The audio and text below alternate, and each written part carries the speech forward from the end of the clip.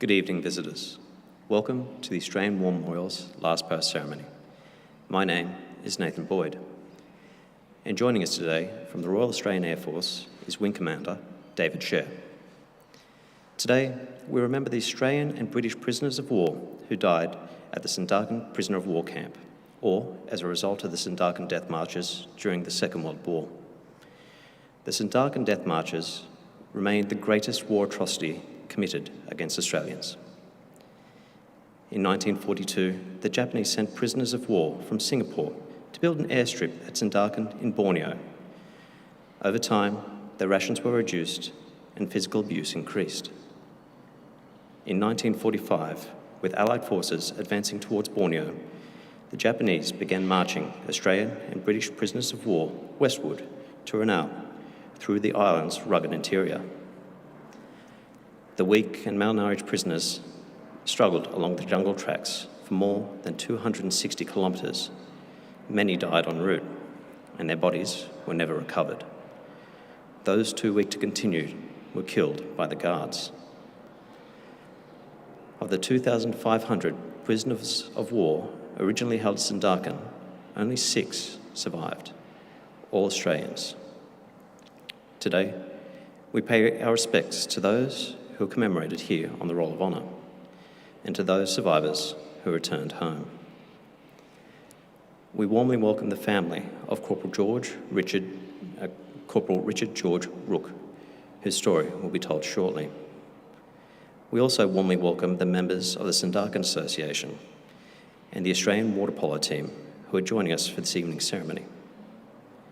We welcome the veterans who have served, those that are still serving, and the families that love and support them. We acknowledge the members of RSL Services Clubs Association, RSL Victoria, and RSL Queensland who are watching the broadcast of this ceremony across Australia. During this evening's ceremony, wreaths will be laid at the base of the Pool of Reflection by family and visitors to the memorial. If you're able, please stand and join in singing the National Anthem.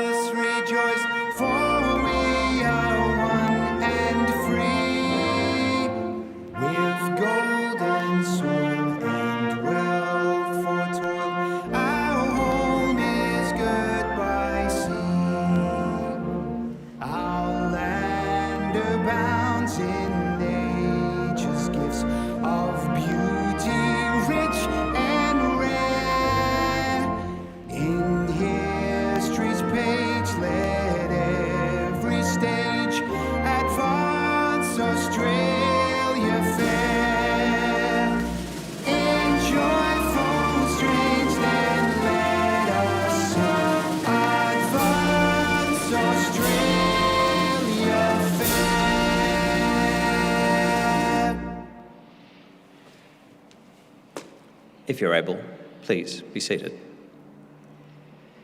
The Australian War Memorial was a vision of Charles Bean, Australia's First World War official historian. Bean landed with the Australian troops on Gallipoli and stayed with them at the front through to the end of the war. The idea of this national memorial and museum came to him at Pozières, France, in the depths of the bloody fighting of 1916. Bean's idea was that this would be a place where family and friends could mourn loved ones buried in faraway places.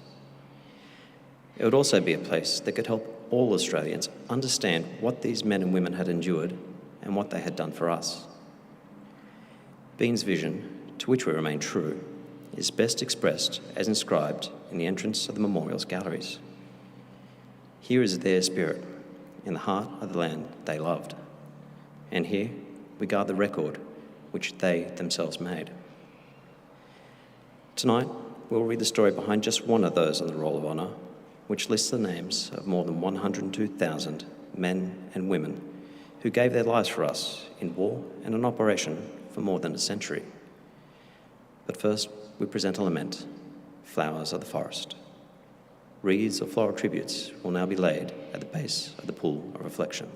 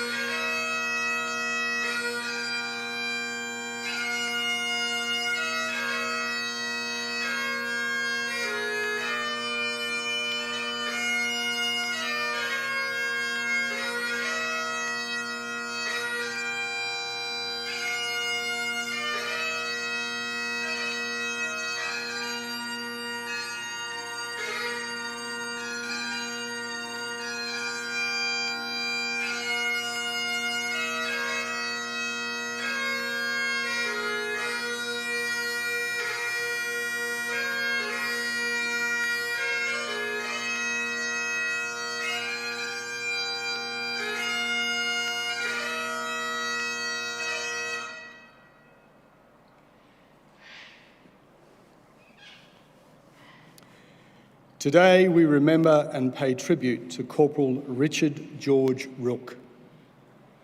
Richard Rooke was born at Haywood, a town on the Fitzroy River in Victoria, on the 15th of December 1904, the son of Frederick and Sarah Rooke. Known as Dick, he undertook an apprenticeship with a plumber after leaving school. In later years, he worked at taking on contracts for fencing, land clearing with his father-in-law, as well as a mail contract. A few doors down the street lived Adelaide Galvin, of whom Dick was quite fond. In order to meet her, he let the air out of one of his bicycle tyres and called at the house to see if they had a bicycle pump. Before long, Dick and Adelaide were going out on a regular basis. The two were married at Wagga Wagga in 1926, and the couple went on to have 3 children. Rooke enlisted in the 2nd Australian Imperial Force at Wagga Wagga on the 17th of July 1940 and was initially posted to the 8th Battalion. Rooke had been an honorary bearer for the Wagga District Ambulance, and his wife was Secretary of the Ladies Auxiliary of the Wagga District Ambulance. Given this, it was perhaps natural that he was soon promoted to Specialist Nursing Orderly and marched out to join the 2nd 10th Australian Field Ambulance. In November, Rooke was guest of honour at a social evening at North Wagga Hall, attended by about 200 friends. And his parents came from Bendigo. Rooke was presented with a tobacco pouch and cigarette case, inscribed with his initials and service number, and an initialed fountain pen. During his training, he suffered from influenza and an upper respiratory tract infection, but he recovered. On the 29th of July 1941, he embarked at Sydney for overseas service. Arriving at Singapore, Rooke was admitted to hospital with mumps. He rejoined his unit in September, and in late December he was appointed acting corporal. The Japanese assault against Singapore began with amphibious landings in early February. During the weeks of heavy fighting that followed, the defenders were unable to stem the Japanese advance. On the 15th of February, Singapore was surrendered. About 80,000 British, Indian and Australian troops became prisoners of war, joining 50,000 taken in the earlier Malayan campaign. Most of the Australians captured in Singapore were moved into Changi, where they occupied Selarang Barracks. For many, this was just a transit stop, as working parties were soon dispatched to other camps in Singapore and Malaya. In early July, Rooke embarked with B-Force, a group of about 1,500 Australians, which left Singapore aboard one of the notorious Hell ships, bound for Sandakan in North Borneo. Arriving in mid-July, the prisoners marched to Sandakan No. 1 prisoner of war camp, where they were told they would construct an airfield. Conditions and food supplies were initially reasonable, but deteriorated in mid-1943, partly because of the arrival of brutal Formosan guards. A small cage was built within the camp to punish prisoners for trivial offences. Some men were confined without being able to stand up and with little food for as long as a month. The situation worsened in 1944 with brutal beatings, torture and shrinking food supplies. Prisoners suffered from malaria, beriberi and tropical ulcers, and the number of sick grew. Because of the lack of healthy prisoners for work parties, guards pulled sick men from their beds.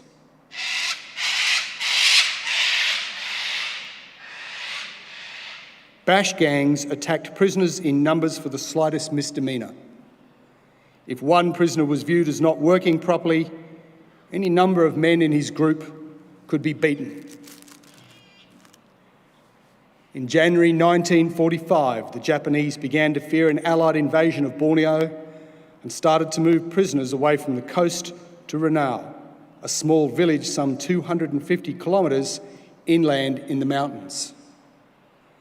The first group of 470 prisoners, including 350 Australians, left in batches of 50. All of them were already weak with beriberi and malnutrition, and most lacked boots. Only 6 of some 2,500 Australian and British prisoners interned at Sandakan in northeastern Borneo would survive. Among the dead was Richard Rooke, who was reported as having died of illness on the 19th of June 1945. He was 40 years old. With no known grave, today he is one of over 2,000 Commonwealth casualties commemorated at the Labuan Memorial in Borneo. His name is listed on the Roll of Honour on my left, among almost 40,000 Australians who died while serving in the Second War. His photograph is displayed today beside the pool of reflection. This is but one of the many stories of service and sacrifice told here at the Australian War Memorial.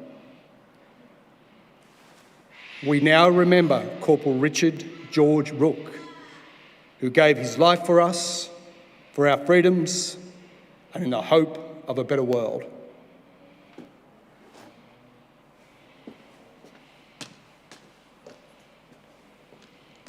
Please stand for the reading of the ode and the sounding of the last post.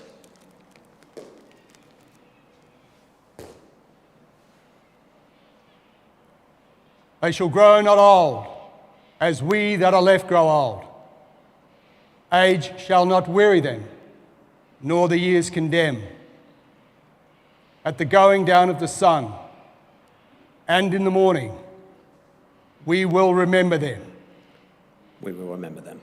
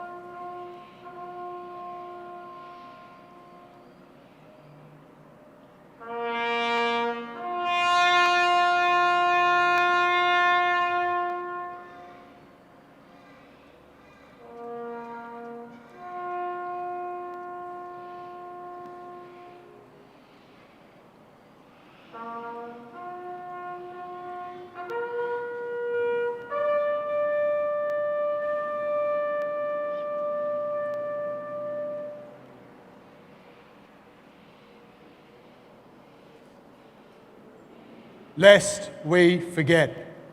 Lest we forget.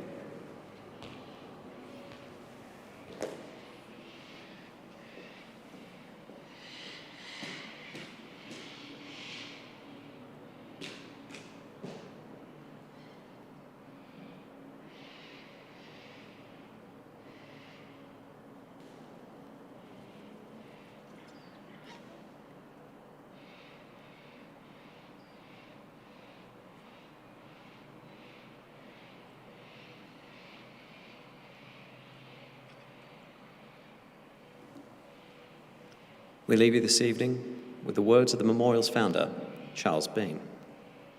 Many a man, lying out there at Posier or in the low scrub of Gallipoli, with his poor, tired senses barely working through the fever of his brain, has thought in his last moments, well, it's over. But in Australia, they will be proud of this. Ladies and gentlemen, girls and boys, that concludes the last post ceremony. On behalf of the Director and staff, thank you for visiting the Australian War Memorial today and for your continued support of the Memorials Development Project. We wish you all a very pleasant evening.